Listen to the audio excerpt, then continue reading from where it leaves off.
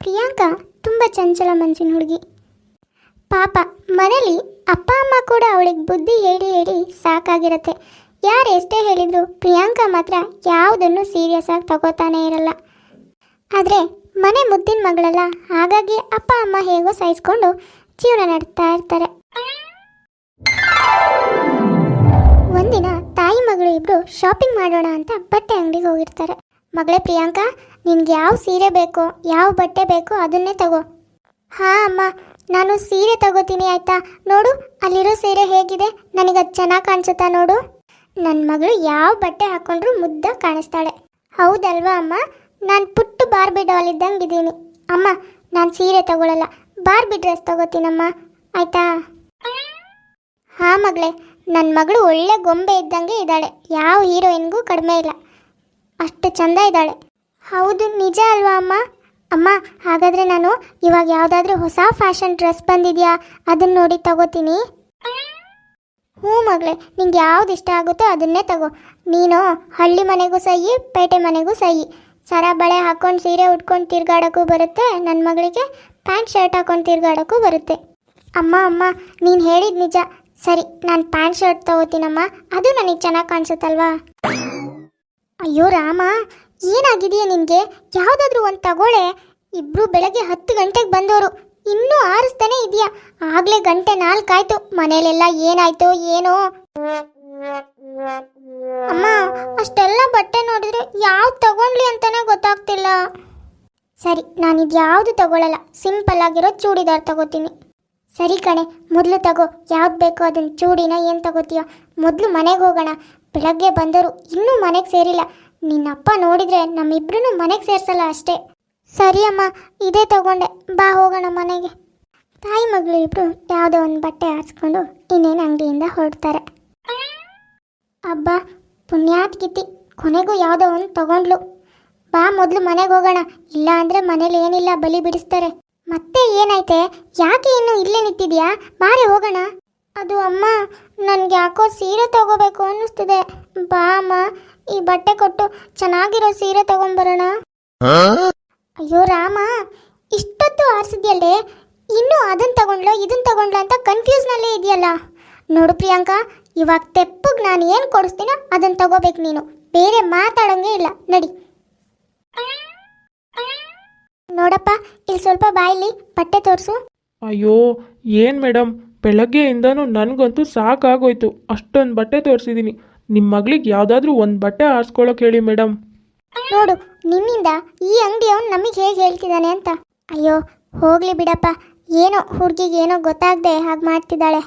ಇವಾಗ ನಾನೇ ಹೇಳ್ತೀನಿ, ಆ ಬಟ್ಟೆನೆಲ್ಲ ತಂದ್ಕೊಡು. ಅಯ್ಯೋ, ಇಷ್ಟೊತ್ತು ಮಗಳು ಬಟ್ಟೆ ಹುಡುಕಿದ್ದಾಯ್ತು, ಇವಾಗ ತಾಯಿ ಸರ್ದಿನ. ನೋಡಪ್ಪ, ಅವಾಗಲೇ ನನ್ನ ಮಗಳು ಯಾವ್ಯಾವ ಬಟ್ಟೆ ಆರಿಸಿದ್ಲೋ ಎಲ್ಲನೂ ಪ್ಯಾಕ್ ಮಾಡಿ ಕೊಟ್ಬಿಡು. ಹಾಂ ಅಮ್ಮ, ನಾನು ಆರಿಸಿದ ಎಲ್ಲ ಬಟ್ಟೆನೂ ಕೊಡಿಸ್ತೀಯಾ? ನಿಜಾನಾ? ಇನ್ನೇನು ಮಾಡಲಿ ಹೇಳು. ಇವಾಗ ಅಂಗಡಿಯಿಂದ ಹೊರಗೆ ಹೋಗೋದ್ರೊಳಗೆ ನಿನ್ನ ಮನಸ್ಸು ಬದಲಾಯಿಸ್ದೆ. ಹಾಗಂತ ನೀನು ಹೇಳಿದ ಬಟ್ಟೆ ಏನಾದರೂ ನಾನು ತಗೊಂಡೋದ್ರೆ ಆಮೇಲೆ ಮನೆಗೆ ಹೋದ್ಮೇಲೆ ಅಯ್ಯೋ ಅಮ್ಮ ನನಗೆ ಈ ಸೀರೆ ಬೇಡ ಅಂದರೆ ಅಲ್ಲಿಂದ ಮತ್ತೆ ಬರೋಕ್ಕಾಗುತ್ತಾ? ಆಗಲ್ಲ. ಅದಕ್ಕೆ ಎಲ್ಲನೂ ತಗೋ, ನಿಂಗೆ ಯಾವ್ದು ಬೇಕೋ ಅದನ್ನು ಹಾಕೋ. ವಾವ್, ನನ್ನ ಮುದ್ದು ಅಮ್ಮ, ನಾನು ಇಷ್ಟಪಟ್ಟಿದ್ದನ್ನೆಲ್ಲ ಕೊಡಿಸ್ತಿದ್ದಾಳೆ. ಹೀಗೆ ಪ್ರಿಯಾಂಕಾ ಯಾವಾಗಲೂ ಏನಾದರೂ ಒಂದು ತಗೊಳಕ್ ಹೋದ್ರೆ ಅದು ಇದು ಅದು ತಗೊಂಡ್ಲಾ ಇದು ತಗೊಂಡ್ಲಾ ಅಂತ ತುಂಬ ಕನ್ಫ್ಯೂಸ್ ಆಗ್ತಿರ್ತಾಳೆ. ಅವಳಿಗೆ ಚಂಚಲ ಮನಸ್ಸು.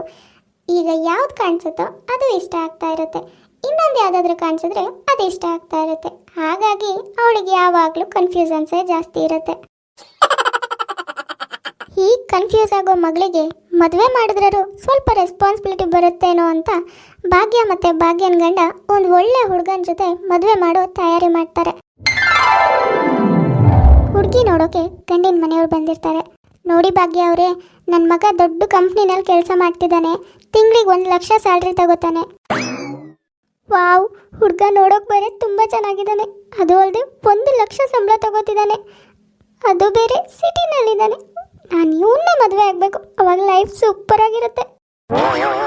ಅಯ್ಯೋ, ಅದೆಲ್ಲದಕ್ಕಿಂತ ನಮ್ಮ ಮಗಳಿಗೆ ನಿಮ್ಮ ಹುಡುಗ ಇಷ್ಟ ಆದರೆ ನಮಗೂ ಓಕೆ ಆದಾಗೆ. ಯಾಕಂದರೆ ಮುಂದೆ ನಿಮ್ಮ ಮಗನ ಜೊತೆ ನನ್ನ ಮಗಳೇ ತಾನೇ ಜೀವನ ಮಾಡಬೇಕು. ಹೌದೌದು, ನೀವು ಹೇಳೋದು ಸರಿ ಇದೆ. ಹುಡುಗ ಹುಡುಗಿಗೆ ಇಷ್ಟ ಇದೆ ಅಂತಾದರೆ ನಮಗೂ ಒಪ್ಪಿಗೆ ಆದಾಗೆ. ನಮ್ಮ ಹುಡುಗಂಗೆ ನಿಮ್ಮ ಹುಡುಗಿ ತುಂಬ ಅಂದರೆ ತುಂಬಾ ಇಷ್ಟ ಆಗಿದ್ದಾಳೆ. ಇನ್ನು ನಿಮ್ಮ ಹುಡುಗಿನ ಕೇಳಿ ಹೇಳಿ. ಆಂಟಿ, ನನಗೂ ಈ ಹುಡುಗ ತುಂಬ ಇಷ್ಟ ಆದರು. ನಿಮ್ಮ ಮಗನ ಜೊತೆ ಮದುವೆ ಆಗೋದು ನನಗೆ ಒಪ್ಪಿಗೆ ಇದೆ. ಅಯ್ಯೋ ದೇವ್ರೇ, ಈ ಹುಡುಗಿಗೆ ಏನಾಗಿದೆ? ನೆಂಟರು ಎದುರಿಗೆ ಹೇಳಿಬಿಟ್ಲು, ಇವಾಗ ಏನು ಹೇಳೋದು? ನೋಡಿ ಇವರೇ, ನಾವು ನಮ್ಮ ಅಭಿಪ್ರಾಯನ ನಾಳೆ ಫೋನ್ ಮಾಡಿ ಹೇಳ್ತೀವಿ. ಯಾಕಂದರೆ ಎಲ್ಲರೂ ಕೂತು ಮಾತಾಡಬೇಕಲ್ವಾ ಇದೊಂದು ಮದುವೆ ವಿಷಯ. ಮಕ್ಕಳೇನೋ ನೋಡಿ ಇಷ್ಟಪಡ್ತಾರೆ, ಹಾಗಂತ ನಾವು ಒಪ್ಪಿಗೆ ಕೊಡೋಕ್ಕಾಗತ್ತಾ? ಆಗಲ್ಲ ಅಲ್ವಾ? ಅದಕ್ಕೆ ಹೇಳಿದೆ. ಅಯ್ಯೋ ಭಾಗ್ಯ ಅವರೇ, ನನಗೆ ಅರ್ಥ ಆಗತ್ತೆ, ಪರವಾಗಿಲ್ಲ, ನೀವು ನಾಳೆನೇ ಹೇಳಿ, ನಾವಿನ್ನು ಹೊರಡ್ತೀವಿ. ಮಗನೇ, ಯಾಕೋ ಇವ್ರ ಮಾತು ಬದಲಾಯಿಸ್ತಿದ್ದಾರೆ ಕಣೋ. ನಾವು ಬೇರೆ ಕಡೆ ನೋಡೋದೇ ಒಳ್ಳೆಯದು. ಆಮೇಲೆ ಸುಮ್ಮನೆ ಟೈಮ್ ವೇಸ್ಟು, ಇವ್ರು ಬೇಡ ಅಂತ ಹೇಳಿಬಿಟ್ರೆ. ಹುಡುಗನ ಮನೆಯವರು ಹುಡುಗಿ ನೋಡಿಕೊಂಡು ಮಾತಾಡಿಕೊಂಡು ಮನೆಗೆ ಹೋಗ್ತಾರೆ. ಲೇ ಪ್ರಿಯಾಂಕಾ, ನಿನ್ಗೇನು ಬುದ್ಧಿ ಇಲ್ವೇನೆ? ನಿನ್ನ ತಲೆಲೇನು ಲದ್ದಿ ಇದೆಯೇನೆ? ನೆಂಟರು ಎದುರಿಗೆ ಅಷ್ಟು ಬೇಗ ಹೇಳ್ತಾರಾ ನನಗಿಷ್ಟ ಇದ್ದಾನೆ ಹುಡುಗ ಅಂತ? ಅಮ್ಮ, ಇಷ್ಟ ಆಗಿರೋದನ್ನ ಹೇಳೋಕೇನು? ಹೌದೌದು, ನಾನು ಕಂಡಿದ್ದೀನಿ ನಿನ್ನ ಇಷ್ಟ ಕಷ್ಟನಾ. ನೋಡು, ನಾಳೆ ಬೆಳಗ್ಗೆವರೆಗೂ ಟೈಮ್ ಇದೆ. ನೀನು ನಿಧಾನವಾಗಿ ಯೋಚನೆ ಮಾಡಿ ಆ ಹುಡುಗ ನಿನಗೆ ಓಕೆನೋ ಇಲ್ವೋ ಅಂತ ಹೇಳು. ಸುಮ್ಮನೆ ಒಪ್ಕೋಬೇಡ. ಪ್ರಿಯಾಂಕಂದು ಮೊದಲೇ ಚಂಚಲ ಮನಸ್ಸು, ಅದರಲ್ಲೂ ಅವಳ ತಾಯಿ ಬೇರೆ ಯೋಚನೆ ಮಾಡು ಅಂತ ಹೇಳಿದಾಳೆ. ಹಾಗಾಗಿ ರಾತ್ರಿ ಎಲ್ಲ ಯೋಚನೆ ಮಾಡ್ತಾಳೆ. ಹುಡುಗನ ಮನೆಯವರು ಹುಡುಗಿ ನೋಡ್ಕೊಂಡು ಹೋಗಾಯ್ತು. ಮಾರನೇ ದಿನ ಬೆಳಗ್ಗೆ ಅವ್ರಿಗೆ ಕಾಲ್ ಮಾಡಿ ವಿಷಯ ತಿಳಿಸ್ಬೇಕಲ್ವಾ, ನಮ್ಮ ಒಪ್ಪಿಗೆ ಇದೆಯೋ ಇಲ್ವೋ ಅಂತ. ಹಾಗಾಗಿ ಪ್ರಿಯಾಂಕನ ಒಂದು ಮಾತು ಕೇಳೋಣ ಅಂತ ಭಾಗ್ಯ ಮತ್ತು ಭಾಗ್ಯನ ಗಂಡ ರೂಮಿಗೆ ಬರ್ತಾರೆ. ಮಗಳೇ ಪ್ರಿಯಾಂಕಾ, ನಮಗೂ ಈ ಮದುವೆ ಒಪ್ಪಿಗೆ ಇದೆ ಅಂತ ಫೋನ್ ಮಾಡಿ ಹೇಳೋಣ ಅಂದ್ಕೊಂಡಿದ್ದೀವಿ. ಏನಂತೀಯಾ? ನಿನಗಿಷ್ಟ ಇದೆ ತಾನೇ? ಅಮ್ಮ, ನೀನು ನಿನ್ನೆ ನನಗೆ ಹೇಳಿದ್ದು ಒಳ್ಳೇದಾಯಿತು. ನಾನು ರಾತ್ರಿ ಎಲ್ಲ ಕುತ್ಕೊಂಡು ಯೋಚನೆ ಮಾಡಿದೆ ಅಮ್ಮ. ನನಗೆ ಯಾಕೋ ಈ ಸಿಟಿ ಹುಡುಗ ಬೇಡ ಅಂತ ಅನ್ನಿಸ್ತಿದ್ದಾನೆ. ಯಾವುದಾದ್ರೂ ಹಳ್ಳಿ ಹುಡುಗನ ಮದುವೆ ಆಗಬೇಕು ಅನ್ನಿಸ್ತಿದೆ. ನೋಡಿದ್ರಾ, ನಿಮ್ಮ ಮಗಳ ಮನಸ್ಸು ಈಗಿದ್ದಂಗೆ ಇನ್ನೊಂದು ಕ್ಷಣದಲ್ಲಿರಲ್ಲ. ನಿನ್ನೆ ಏನೋ ಹಾಗೆ ಬಿಡ್ತಾಳೆ ಮದುವೆನ ಅನ್ಬೇಕು, ಆ ಥರ ನನಗಿಷ್ಟ ಇದೆ ಅಂತ ಎಲ್ಲರ ಮುಂದೆ ಹೇಳಿಬಿಟ್ಲು. ಇವಳು ಹೇಳಿದ್ಲು ಅಂತ ನಾವೇನಾದರೂ ಮದುವೆಗೆ ಒಪ್ಪಿಗೆ ಕೊಟ್ಟಿದ್ರೆ ಮುಗೀತು ಕತೆ. ಇವತ್ತು ಬೆಳಗ್ಗೆ ಫೋನ್ ಮಾಡಿ ಹೀಗೆ ನಮ್ಮ ಮಗಳಿಗೆ ಇಷ್ಟ ಇಲ್ಲ ಅಂತ ಹೇಳಬೇಕಿತ್ತು. ಹುಡುಗನ್ ನೋಡಿದಾಗ ಇಷ್ಟ ಇದೆ ಅಂದವಳು ಒಂದೇ ರಾತ್ರಿಲಿ ಅವಳು ನಿರ್ಧಾರನೇ ಬದಲಾಯಿಸಿರ್ತಾಳೆ. ಸಿಟಿ ಹುಡುಗ ಬೇಡ, ಹಳ್ಳಿ ಹುಡುಗ ಬೇಕು ಅಂತ ಕುತ್ಕೋತಾಳೆ. ಪ್ರಿಯಾಂಕಾ ಹಳ್ಳಿ ಹುಡುಗನ ಮದುವೆ ಆಗಬೇಕು ಅಂದಿದ್ದಕ್ಕೆ ಅಪ್ಪ ಅಮ್ಮ ಇಬ್ಬರು ಸೇರಿ ಒಂದು ಒಳ್ಳೆ ಹಳ್ಳಿ ಹುಡುಗನ ಕರೆಸ್ತಾರೆ. ನೋಡಿ ಭಾಗ್ಯ ಅವರೇ, ನಮ್ಮ ಮನೇಲಿ ಒಂದು 4 ಎಕರೆ ಮಾವಿನ ತೋಟ, 3 ಎಕರೆ ಕಬ್ಬು, ಹಾಗೆ ಒಂದು 2 ಎಕರೆ ಜೋಳ, ಅದು ಇದು ಅಂತ ಎಲ್ಲ ಸೇರಿ ಒಂದು 15 ಎಕರೆ ಜಮೀನಿದೆ. ನಿಮ್ಮ ಮಗಳನ್ನ ರಾಣಿ ಥರ ನೋಡ್ಕೋತೀವಿ, ಅದಂತೂ ನಿಜ. ಹಾಂ, ವಾವ್, ಮಾವಿನ ತೋಟ, ಕಬ್ಬು, ಜೋಳ ಎಲ್ಲನೂ ಇವ್ರ ಮನೇಲಿದೆ. ನನ್ನ ಮದುವೆ ಆದರೆ ಇವ್ರನ್ನೇ ಮದುವೆ ಆಗಬೇಕು, ಆರಾಮಾಗಿ ತಿಂದ್ಕೊಂಡು ಉಣ್ಕೊಂಡಿರ್ಬೋದು. ಅಯ್ಯೋ, ನಮಗೂ ನಮ್ಮ ಮಗಳು ರಾಣಿ ಥರ ಇರಬೇಕು ಅಂತಾನೆ ಆಸೆ. ಅದು ಅಲ್ಲದೆ ನೀವು ಹಾಗೆ ನೋಡ್ಕೋತೀನಿ ಅಂತ ಹೇಳ್ತಿದ್ದೀರಾ, ನಮಗೆ ಇನ್ನೂ ಖುಷಿನೇ. ಹೌದು ಭಾಗ್ಯ ಅವರೇ, ನಮ್ಮನೆ ಸೊಸೆ ನಮ್ಮನೆ ಮಗಳಿದ್ದಾಗೆ ಅಲ್ವಾ, ಅವಳು ನಮ್ಮನೆಗೆ ಯಾವಾಗಲೂ ರಾಣಿನೇ. ಅಮ್ಮ, ನನಗೆ ಈ ಹುಡುಗ ತುಂಬ ಇಷ್ಟ ಆದರು, ನಾನು ಇವ್ರನ್ನೇ ಮದುವೆ ಆಗ್ತೀನಿ. ನಿಜ ಇಷ್ಟ ಆಗಿದ್ದಾರೇನೆ? ಆಮೇಲೆ ಬೇಡ ಅನ್ಬಾರ್ದು, ಒಂದ್ಸರಿ ಯೋಚನೆ ಮಾಡಿ ಹೇಳು ಅಂತ ಅರ್ಜೆಂಟ್ ಏನಿಲ್ಲ. ಆಮೇಲೆ ನಿನ್ನಪ್ಪ ನಿನ್ನ ಕಾಲು ಮುರಿತಾರೆ ಅಷ್ಟೇ. ಸರಿ ಇವರೇ, ನಾವು ಯಾವುದು ನಿಮಗೆ ವಿಷಯ ತಿಳಿಸ್ತೀವಿ. ಇವಾಗಲೇ ಏನು ಹೇಳೋಕ್ಕಾಗಲ್ಲ, ಹುಡುಗಿ ಅಭಿಪ್ರಾಯ ತಿಳ್ಕೊಬೇಕಲ್ವಾ? ಸರಿ ಭಾಗ್ಯ ಅವರೇ, ಯಾವುದು ತಿಳಿಸಿ ಆಯಿತಾ, ನಾವಿನ್ನು ಹೊರಡ್ತೀವಿ. ಹಳ್ಳಿ ಗಂಡಿನ ಮನೆಯವರು ಕೂಡ ಮಾತಾಡಿಕೊಂಡು ಹಾಗೆ ವಾಪಸ್ ಹೋಗ್ತಾರೆ. ಮಗಳೇ, ಈ ಹಳ್ಳಿ ಕಡೆ ಕೆಲಸ ಮಾಡಬೇಕು, ಅದಕ್ಕೆ ನಂಗೆ ಯಾಕೋ ಬೇಡ ಅನ್ನಿಸ್ತಿದೆ. ಯಾವುದಾದ್ರೂ ಒಂದು ಒಳ್ಳೆ ಗೌರ್ಮೆಂಟ್ ಜಾಬ್ ಇರೋ ಹುಡುಗನ ನೋಡೋಣ ಅಂತ ನನ್ನ ಅಭಿಪ್ರಾಯ. ಹಳ್ಳಿ ಕಡೆನೂ ಚೆನ್ನಾಗಿದೆ ಕಣ್ರಿ, ಜಮೀನು ಮನೆ ಎಲ್ಲನೂ ಸ್ವಂತದ್ದೇ ಅವ್ರದ್ದು. ಅಷ್ಟೆಲ್ಲ ಆಸ್ತಿ ಮನೆ ಇರುವಾಗ ನನ್ನ ಮಗಳು ಸುಖವಾಗೇ ಇರ್ತಾಳೆ. ಲೇ ಪ್ರಿಯಾಂಕಾ, ನಾನು ನಿನ್ನಪ್ಪ ಇಷ್ಟೆಲ್ಲ ಮಾತಾಡ್ತಿದ್ರು ನೀನೇನು ಮಾತಾಡ್ತಾನೆ ಇಲ್ಲ, ಏನೇ ಯೋಚನೆ ಮಾಡ್ತಿದ್ಯಾ? ಅಲ್ಲಮ್ಮ, ಫಸ್ಟ್ ಬಂದಿರೋ ಹುಡುಗ ಒಳ್ಳೆ ಸಿಟಿ ಹುಡುಗ, ಇವಾಗ ಆಸ್ತಿ ಮನೆ ಇರೋ ಹಳ್ಳಿ ಹುಡುಗ, ನೆಕ್ಸ್ಟ್ ಬರೋನು ಗೌರ್ಮೆಂಟ್ ಹುಡುಗ. ಎಲ್ಲರೂ ನೋಡೋಕೆ ಚೆನ್ನಾಗೇ ಇದ್ದಾರೆ ತಾನೆ, ಹಾಗೆ ರಿಚ್ ಆಗೂ ಇದ್ದಾರೆ ತಾನೆ? ಹೌದು ಕಣೆ, ಅದಕ್ಕೇನಿವಾಗ?